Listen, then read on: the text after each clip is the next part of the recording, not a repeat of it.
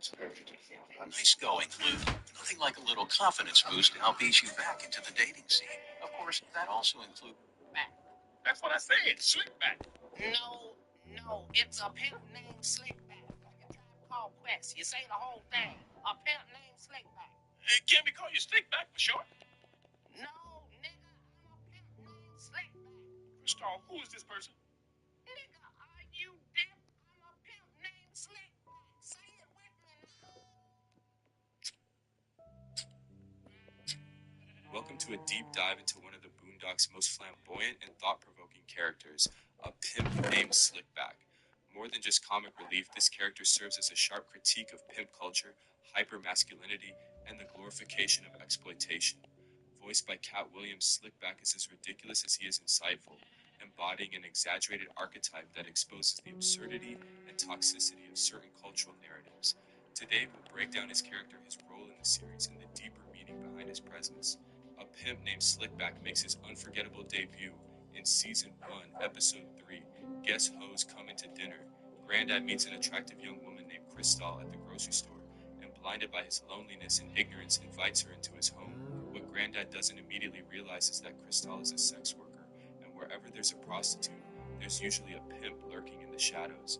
From the moment he arrives, Slickback commands attention. Dressed in a purple suit, wide-brimmed hat, and gold accessories, he carries himself with a confidence that is both comedic and unsettling. His first order of business, correcting anyone who dares to shorten his name. It's a pimp named Slickback. You have to say the whole thing, like a tribe called Quest. This running gag establishes his personality. He's flamboyant, larger than life, and insistent on respect, even in the most absurd situations. Slickback is more than just a caricature. He is a deliberate satire of pimp culture and the way it has been romanticized in media. His clothing is reminiscent of the flashy, exaggerated outfits seen in blaxploitation films of the 1970s, a period when movies like Superfly and The Mac cemented the image of the pimp as a larger-than-life anti-hero. Slickback speaks in a rhythmic, almost poetic manner, using exaggerated language filled with metaphors and analogies that paint himself as a wise mentor rather than an exploitative figure. The insistence on saying his full name mocks the ego-driven nature of the pimp persona, showing how these figures often demand undeserved respect.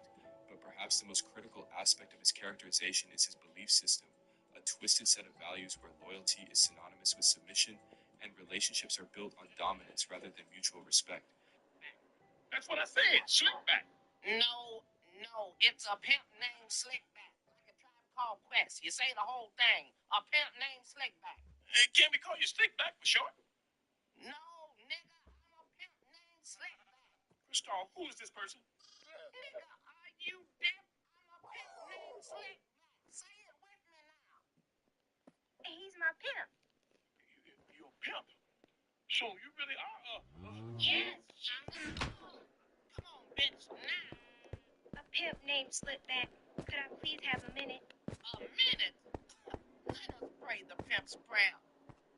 Lord, please pray for the soul of this bitch and guide my pimp hand and make it strong, Lord, so that she might learn a hoe's place. Amen.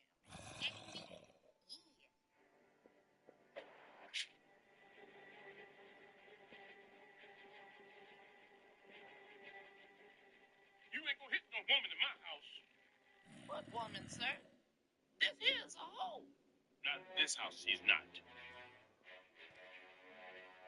Why don't you just wait outside? Damn, Indiana Jenkins. I didn't know we were still whooping niggas. Fine. Bitch, you got 45 seconds and I'm leaving. 44, 43, 42, 11, 10, 9. You're coming back, right? Of course. Time up, bitch. I am leaving. No, Daddy, wait.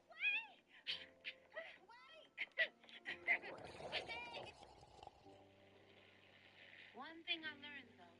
Come back. Wait. Run, bitch, run. She sure can run in those heels. I can't go to school. I can't get no real job. Feel the burn. Guess Ho's Coming to Dinner, Season 1, Episode 3. This episode is a perfect introduction to Slickback's philosophy. He treats his profession as a sacred institution, chastising Cristal for trying to escape her obligations. The humor in this episode comes from the fact that Granddad, naive as he is, still tries to argue morality with a man who lives by a completely different code. Tom, Sarah, and Usher, Season 2, Episode 2. Slickback returns in a hilariously unexpected role, relationship counselor. When Tom Dubois struggles with his wife Sarah's obsession with Usher, he turns to Slickback for advice. What follows is one of the funniest yet darkest scenes in the Boondocks, where Slickback tries to convince Tom that disciplining his wife, in the most problematic way possible, is the solution. This moment showcases the toxicity of Slickback's ideology. While played for laughs, the absurdity of a pimp giving relationship advice is a direct critique of how certain predatory mindsets leak into everyday life.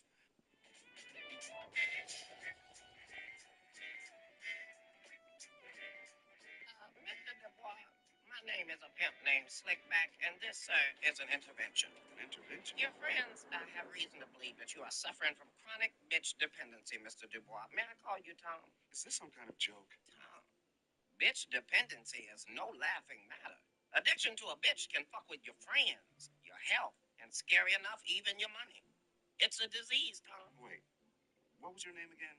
Well, thank you for asking. My name is a pimp named Slickback. Wait, a pimp? Name Slickback. Yes, please say the whole thing if you would.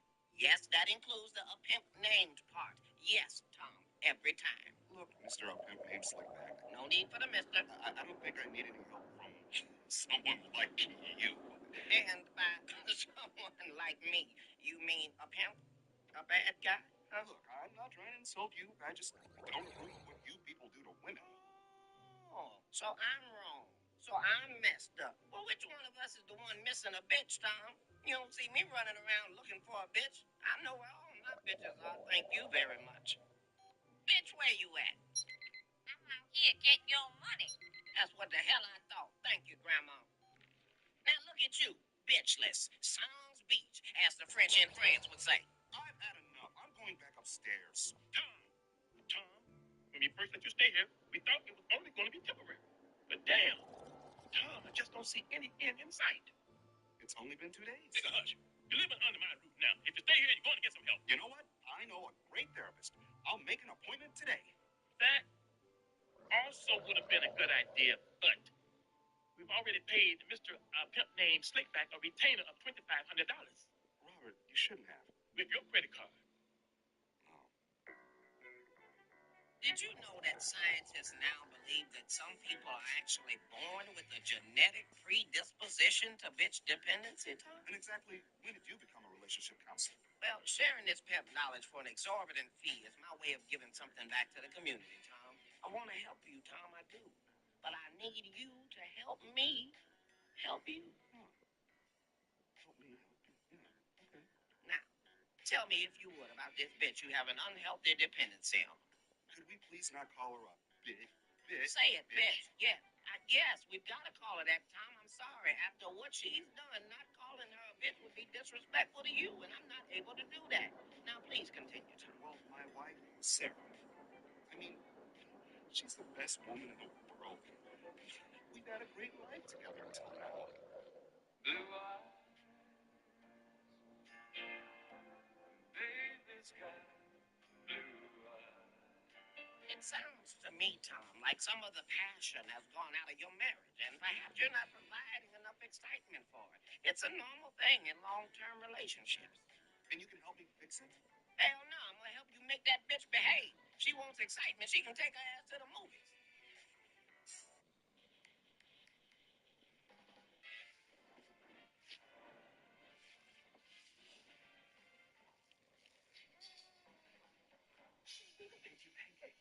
Make dating crust easy. Murphy Jewelers has been helping couples get engaged since 1913, and it's still our favorite thing to do. For over 110 years, our family has brought you the world's top engagement ring and wedding band designers, paired with a commitment to quality. And now, for 3 days only, enjoy up to 20% off during our engagement ring and wedding band event. Don't miss this special event, happening April 11th through the 13th at all stores.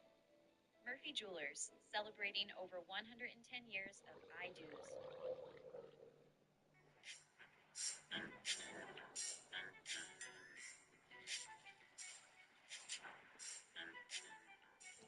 Did you know that at least 75% of bitches suffer from some kind of hearing loss? This alarming statistic means that more likely than not, talking isn't the most effective way to communicate with a bitch. That's when you have to hit her.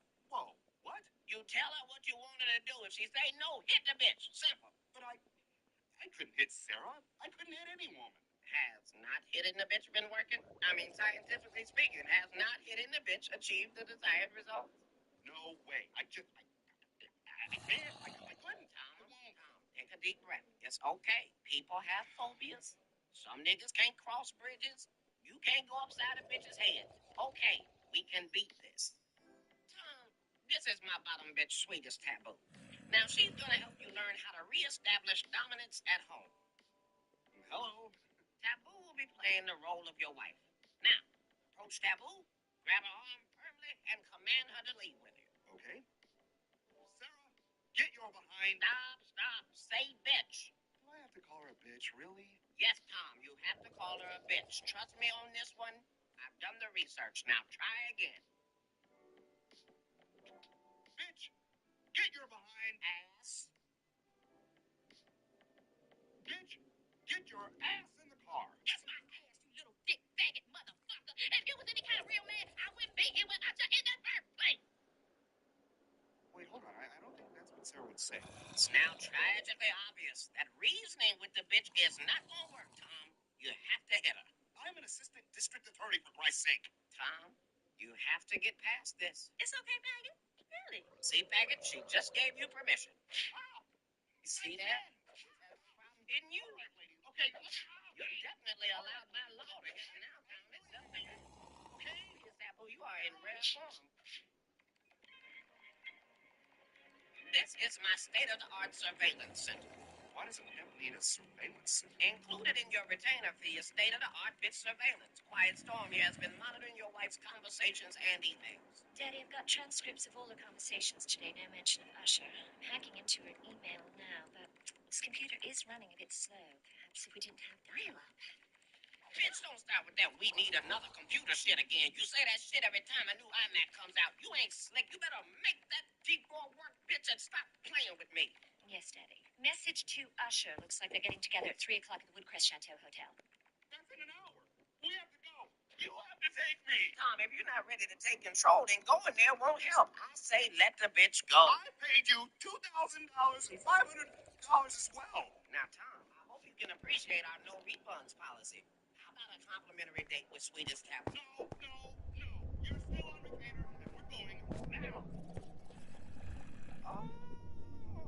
Now the nigga can get some bass in his voice. Remember to hit the bitch.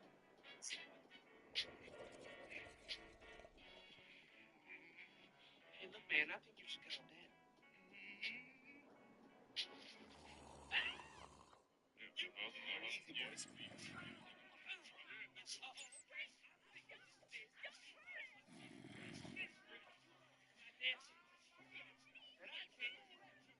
Return of the King Season 1, Episode 9. In this alternative timeline episode, Martin Luther King Jr. wakes up in modern America and is horrified by what he sees, including the degradation of black culture. Slickback's very existence in the world of the Boondocks is a reflection of this degradation. He represents a twisted version of power, one that thrives on control and exploitation rather than unity and progress. A pimp named Slickback is more than just an over-the-top character.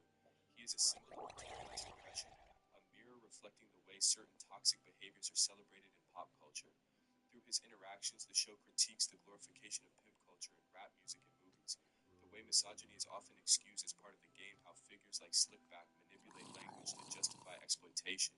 Slickback is hilarious because he is ridiculous, but his ridiculousness forces us to confront some uncomfortable truths. His character makes us laugh, but also makes us think about why figures like him exist in entertainment in the first place. The story of Gangstalicious Part 2, Season 2, Episode 14. Though Slickback does not play a major role in this episode, the theme of hypermasculinity and performative dominance is closely linked to his character. Gangstalicious, a rapper trying to maintain a tough persona while hiding his true self, mirrors the exaggerated masculinity that pimps like Slickback portray. So you see, my dearest Riley, it is this instinctive and burning need to procreate between a man and a bitch that not only keeps the human race going, but also fuels many important industries such as my very own. So what do you think about homies over hoes? Is that something that is? I don't know what that is. Homies over hoes. You know, like you're supposed to put your homie over hoe. That's how pimps do, right? I don't think homies over hoes is a sentiment that a pimp named Slickback can co-sign, Riley. I mean, don't get me wrong. A pimp named Slickback will put a lot of things over a hoe. Money over a hoe, always. Brand new gators over a hoe, absolutely. A turkey sandwich with just tomato, guaranteed. But homies, oh no. A pimp named Slickback don't do shit for the homies. Let me reiterate, don't do shit for the homies. Unless the homie want to walk that stroll and get that money, the homie ain't getting a goddamn thing. And the same goes for brothers, peeps, dudes, fellas, dunnies, comrades, whatever the fuck niggas is calling each other nowadays. Sound like some gay shit to me. So, what is the ultimate takeaway from a pimp named Slickback's character? He is a lesson in satire done right. By making him so absurd, the Boondocks ensures that he cannot be mistaken for an actual role model, unlike real-world pimps who have been glamorized in media. Instead, Slickback forces us to examine how these figures are perceived and why their influence remains prevalent. At the end of the day, Slickback may be a joke, but he is a joke with layers, a reflection of a reality that, while exaggerated, still holds truth. Thank you for joining me in this deep dive into a pimp named Slickback. If you enjoyed this breakdown and want to see more videos, make sure to like, comment, and subscribe. All right, here we go. Long time no see. I know what we're gonna do today. We're gonna bust Phineas and Ferb once and for all. Are we gonna do this again? Agent P, we suspect that Doofenshmirtz is back to his evil ways. And by suspect, I mean He updated his social media status to evil again. this is amazing. Check it out. Gecko gear. Rainbow It's a submarine sandwich submarine. I can't believe you hadn't thought of it sooner. Isn't it great? Just like old times. Time for the musical dance sequence. I am ready for Summer City. Come on, guys. Let's do this. Oh, there you are, Perry. You guys are so weird.